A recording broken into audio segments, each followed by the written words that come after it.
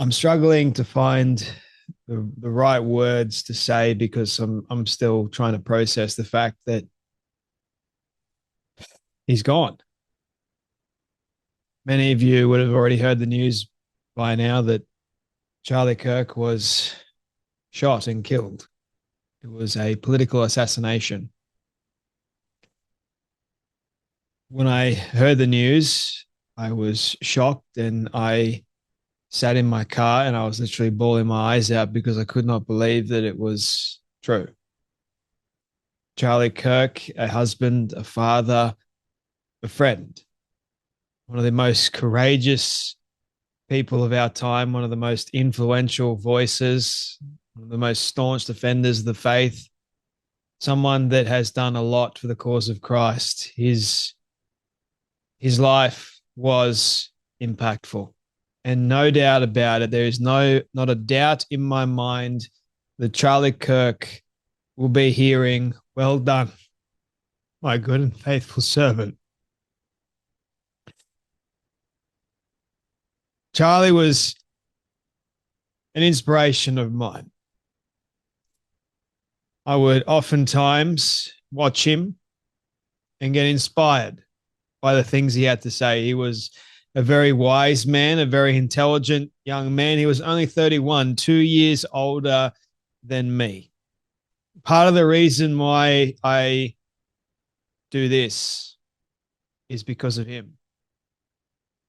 Because of his influence. He spoke the truth. And unfortunately, in today's day and age, when you speak the truth, people don't like it. And people want you to be silenced. Charlie Kirk was martyred for his faith and his beliefs, for speaking the truth. The radical left is a disease. It's vicious. It's vile. And to watch the amount of people on the radical left, the obviously LGBT activist types, praising and celebrating his death is truly demonic. They're no longer human. See, the devil and demons, they celebrate when a Christian is taken by a demon. This heinous act is demonic. And make no mistake about it, it was also politically motivated. I'm seeing so many people on the left, so many Muslims as well, celebrating the death of Charlie Kirk. Yes, he defended Israel. Yes, he said that Islam is not compatible with Western values. Yes, he had a difference of opinion, but that does not mean that he deserved to die for his difference of opinion. Nobody, I mean nobody, deserves to die for having a difference of opinion or beliefs. But the thing we are starting to realize in today's day and age is this is the turning point. Make no mistake about it. Charlie Kirk is the turning point for the USA. He's a turning point not just for the USA, but for the entire world. See, the one thing that the radical leftists fail to realize that even in death, there is power. In fact, because they decided to end Charlie's life, make no mistake about it, there are going to be repercussions. America is at a crossroads at the moment. So is Australia. The West is at a crossroads. All the people that have been screaming for influential conservative leaders to be killed, and by the way, it happens to be on the radical left, all the time. They love death. They celebrate and they worship death. And they are cheering the fact that this man, this good, godly man, is no longer with us. To me, that is sickening. But they are responsible for this every single night, night after night, the amount of hate that they spread. Every single leftist leader, Cenk Uygur, for example, calling Israelis demons. They caused this with the level of hatred and vile remarks. And now they want to go, oh, this is devastating. You are part of the problem. See, conservative commentators like Charlie Kirk don't wish death upon anyone. I don't wish death upon anyone. Unfortunately, the left do. The left call for it. They even joke about it. And if it's anything that we are starting to see right now because of Charlie Kirk's death, the left are cheering. They are, I saw TMZ, vile scum, cheering upon hearing the death, the news that Charlie Kirk was killed. That should tell you everything you need to know, shouldn't it? We don't know at this stage, at the time that I'm recording this, we don't know who. The authorities had one person in custody, then they released him.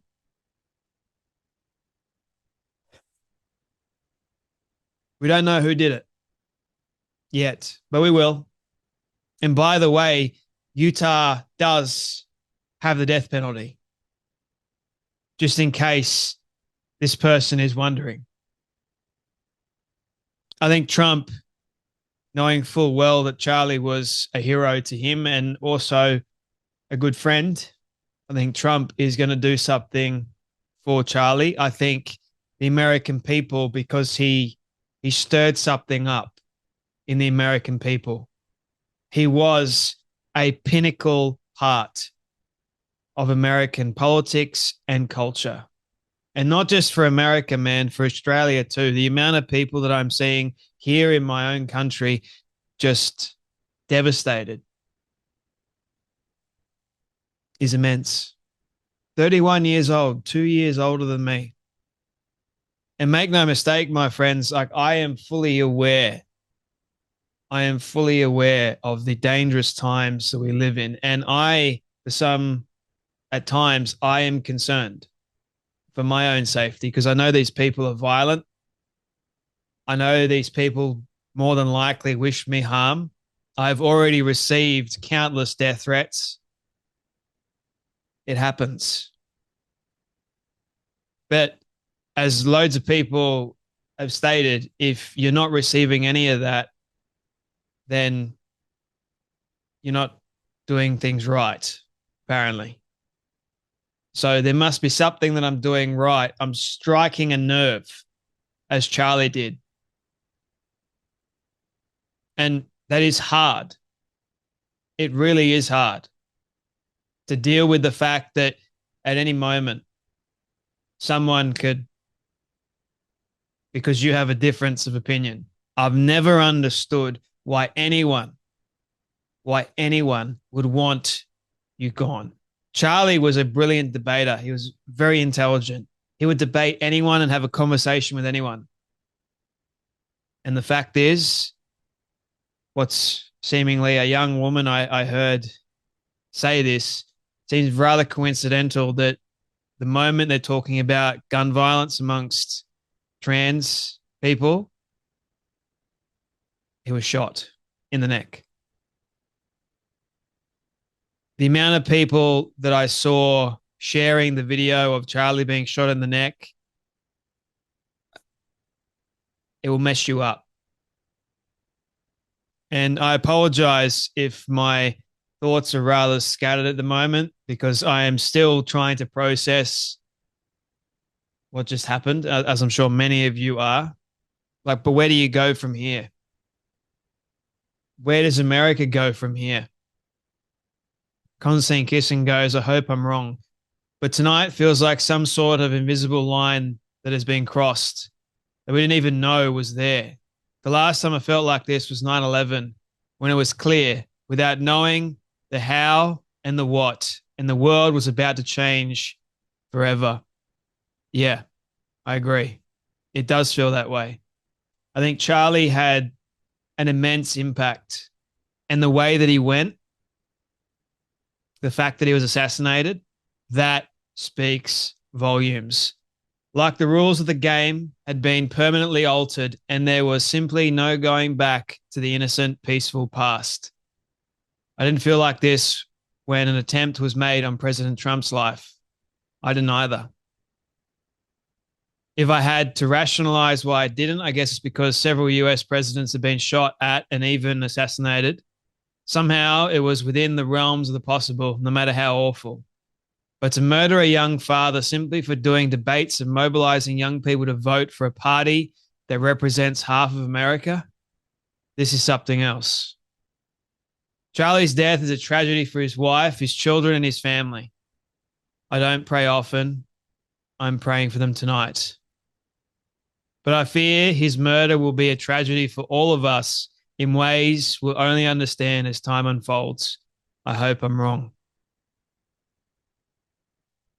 Ben Shapiro, who was a dear friend of Charlie Kirk, so is Megyn Kelly and many others, said, like all of you, I am utterly stunned and heartbroken and sick to my soul today.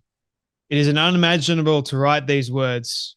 I met Charlie Kirk when he was 18 years old, a young man so eager and determined that I immediately turned to a friend and said, that kid is going to be the head of the RNC one day.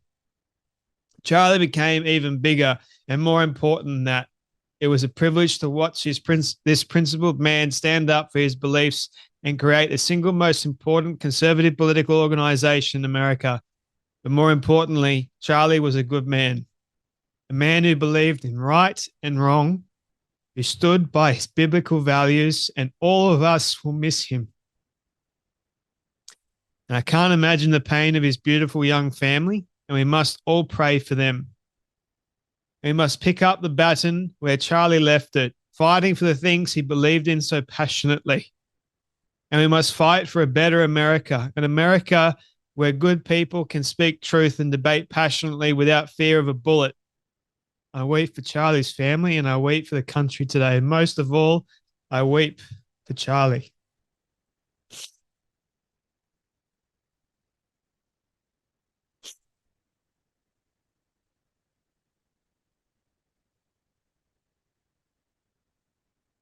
I don't even want to read out the people that are blaming Israel for Charlie's death. I don't even want to read out the ones that the Muslims that are celebrating his death. I don't want to give them any credit, but they're there. I promise you that they're there.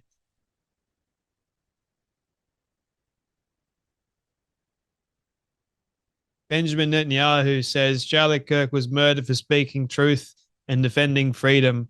A lion-hearted friend of Israel, he fought the lies and stood tall for Judeo-Christian civilization.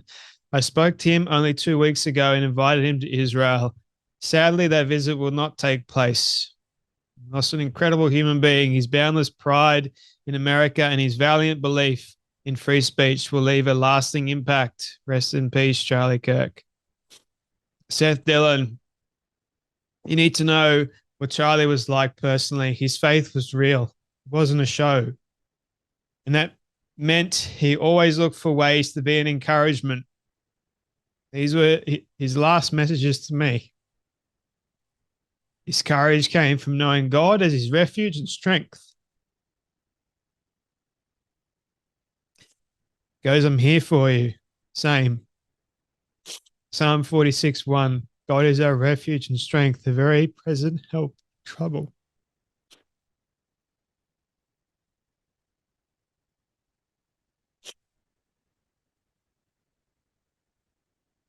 Saw Lee Strobel post this. Dear God, tears. Amen. I think it's the first time you guys have actually seen me cry on this show.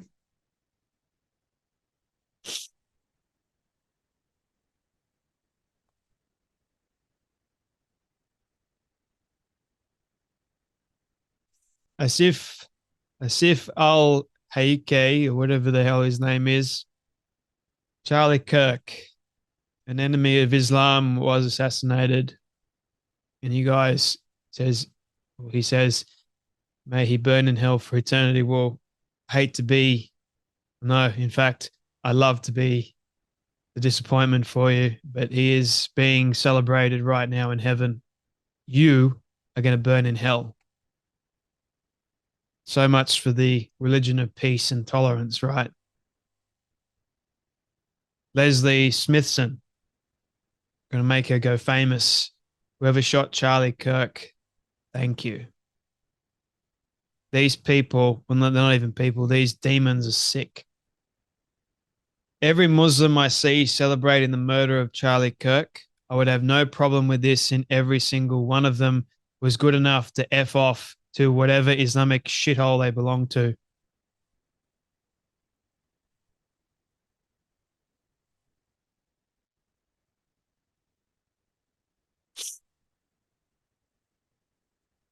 I'm sure in due time we will find out who is responsible for the death of Charlie Kirk.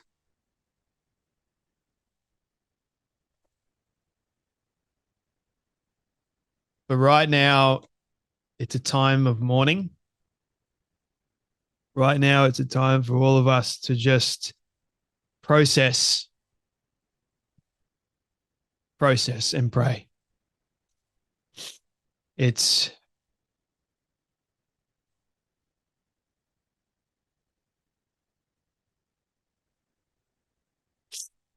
yeah, like I said, I don't think I haven't cried on this show,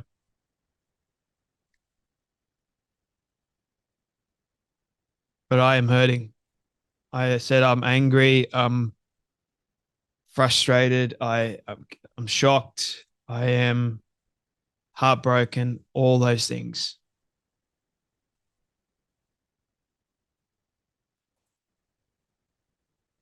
I guess I want to close this by reading Psalm 23.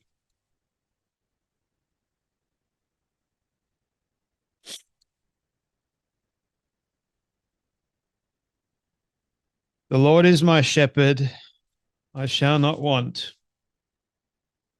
He maketh me lie down in green pastures. He leadeth me beside the still waters. He restoreth my soul. He leadeth me in the paths of righteousness for his name's sake. Yea, though I walk through the valley of the shadow of death, I will fear no evil, for thou art with me. Thy rod and thy staff, they comfort me. Thou preparest a table before me in the presence of mine enemies. Thou anointest my head with oil. My cup runneth over. Surely goodness and mercy shall follow me all the days of my life, and I will dwell in the house of the Lord forever. May Charlie Kirk rest in peace.